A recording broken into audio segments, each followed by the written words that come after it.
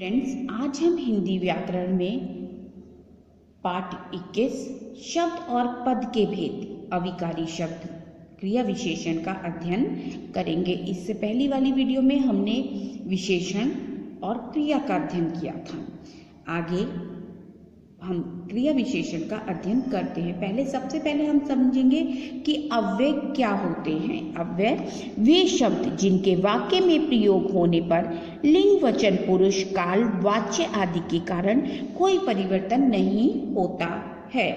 यानी अव्यय या अविकारी शब्द उन शब्दों को कहा जाता है जो किसी भी लिंग के साथ प्रयोग हो, स्त्रीलिंग या पुल्लिंग, किसी भी वचन के साथ, एक वचन या बहुवचन के साथ, या पुरुष के साथ, प्रथम पुरुष, मध्यम पुरुष, उत्तम पुरुष, किसी भी पुरुष के साथ प्रयोग हो, किसी भी काल में, भूत, भविष्य और वर्तमान किसी भी काल में प्रयोग हो, किसी भी वाच्य के साथ इन शब्दों का प्रयोग हो, लेकिन इन शब्दों में कोई अंतर नहीं होता। यानी किसी भी कारण से इन शब्दों में कोई परिवर्तन नहीं होता। यानी किसी भी वाक्य में आप प्रयोग कीजिए, ये शब्दों में परिवर्तन नहीं होता। ऐसे शब्दों को अविकारी या अव्ययी शब्द कहते हैं।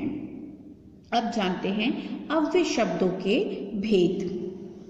अव्यय शब्दों के 4 भेद हैं। पहला क्रिया विशेषण, दूसरा संबंध बोधक, तीसरा समुच्चय बोधक, चौथा विस्मय आदि बोधक। विकारी शब्द किसे कहते हैं? और दूसरा हमने देखा कि विकारी शब्द के भेद, अविकारी शब्द के भेद। अविकारी शब्द के 4 भेद हैं: क्रिया विशेषण, संबंध बोधक, समुच्चय बोधक, विस्मय आदि बोधक। आज हम क्रिया विशेषण पढ़ेंगे। आज हम अविकारी शब्द का पहला भेद क्रिया विशेषण पढ़ेंगे। आइए जानते हैं क्रिया विशेषण। क्रिया विशेषण की परिभाषा: क्रिया की विशेषता बताने वाले अविकारी शब्दों को क्रिया विशेषण कहते हैं। क्रिया की विशेषता बताने वाले शब्दों को, क्रिया की विशेषता बताने वाले अविकारी शब्दों को क्रिया विशेषण कहते हैं।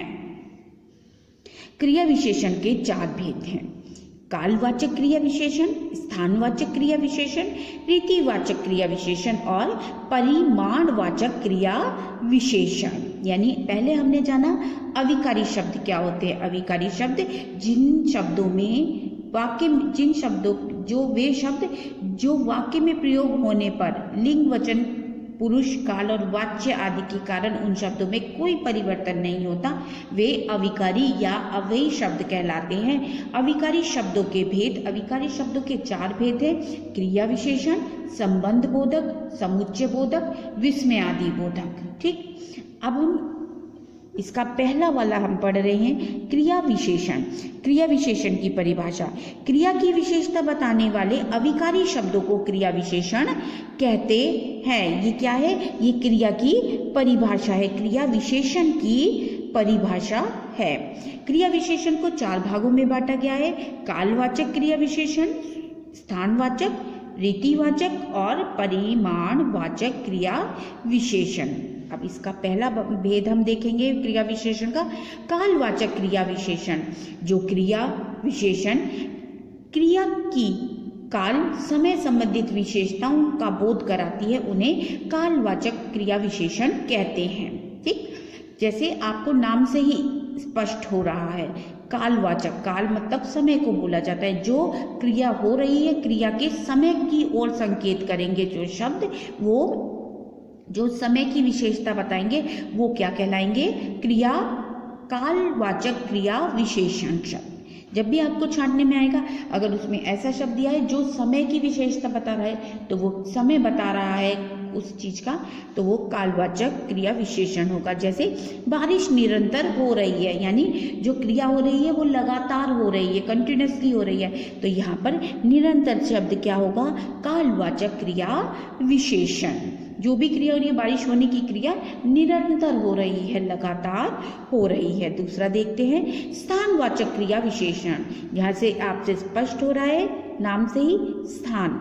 स्थान यानी जगह के बारे में। जो क्रिया विशेषण शब्द, जो क्रिया विशेषण शब्द क्रिया के होने के का स्थान बताते हैं उन्हें स्थानवाचक क्रिया विशेषण शब्द कहते हैं। जैसे सामने पेड़ खड़ा है, पेड़ कहाँ खड़ा है? सामने पेड़ खड़ा है, वो स्थान बताने कि आपके सामने पेड़ खड़ा है। नीचे प्यारी धरती माँ है, कहाँ है धरती माँ? नीचे, यानी स्थान बता रहे हैं कि धरती माँ कहाँ है? नीचे। तो ये क्या हुआ? स्थानवाचक क्रिया विशेषण। अब हम इसका चौथा भेद लेते हैं, रीति वाचक क्रिया विशेषण। रीति, जैसे रीति बोलते हैं जैसे रीति रिवाज, जिस तरीके से, है ना, कोई भी हम चीज फॉलो करते, कोई भी रिवाज हम फॉलो करते, वो एक पद्धति द्वारा चले आ रहे हैं, वो ट्रेडिशन चला आ रहा है ना, तभी तो उसको रीति बोलते हैं, यही रीति रिवाज है ना। तो इस शब्द का अर्थ बताया मैंने आपको। रीति मतलब उस चीज को करने का तरीका, ठीक, तरीका एक तरीके से। क्रिया किस प्रकार से की जा रही है, वाक्य में क्रिया किस प्रकार की जा रही है, यह बताने वाले शब्द रीतिवाचक क्रिया विशेषण कहलाते हैं। चालक चालाकी से बस को भगा ले गया। चालक कैसे भगा ले गया बस को? चालाकी से। तो ये क्या हुआ? ये रीतिवाचक की किस तरीके से, वो क्या कहलाएगा? रीतिवाचक क्रिया विशेषण कहलाएगा। परिमाणवाचक क्रिया विशेषण। परिमाणवाचक क्रिया विशेषण, परिमाण मतलब मात्रा, जैसे हम पढ़ते आए हैं परिमाण का अर्थ मात्रा है। जो शब्द क्रिया की मात्रा संबंधित विशेषता बताते हैं, यानी बताते हैं क्रिया ज्यादा हो रही है, कम हो रही है, धीमी हो रही है, ये तो गति में उसमें आ जाएगा, धीमी तो आपका कि रीति में, लेकिन कितनी हो रही है क्रिया, कितनी हो रही है, बहुत ज्यादा, कम, इस ये शब्द, ठीक है, जो क्रिया हुई है उसके लिए। अब बहुत चल लिए, अब बहुत चल लिए, अब थोड़ा आराम कर लो। आप अब बहुत चल लिए, चलने की क्रिया कितनी हो गई? बहुत, यानी मात्रा बता रहे कि वो बहुत ज्यादा चल रही है। अब आराम कितना करना है? थोड़ा आराम कर लो, यानी मात्रा है कि थोड़ा आराम कर लो। ठीक है, आपकी समझ में आया? पहले सबसे पहले आप याद करेंगे अविकारी शब्द किसे कहते हैं या अव्ययी शब्द किसे कहते हैं, जो परिभाषा दी है। फिर अव्ययी शब्द के कितने भेद हैं? अव्ययी शब्द के 4 भेद हैं।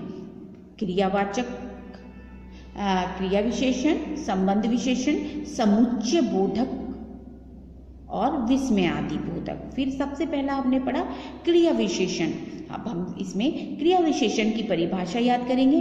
क्रिया की विशेषता बताने वाले अविकारी शब्दों को क्रिया विशेषण कहते हैं। क्रिया विशेषण के कितने भेद हैं? क्रिया विशेषण के 4 भेद हैं। पहला कालवाचक क्रिया विशेषण, स्थानवाचक क्रिया विशेषण, रीतिवाचक क्रिया विशेषण और परिमाणवाचक क्रिया विशेषण। आप इनकी भी परिभाषा याद करेंगी। बहुत कठिन नहीं है ये परिभाषा, आप बहुत ही सरलता से इन्हें याद कर सकते हैं। अगले वीडियो में हम संबंध बोधक और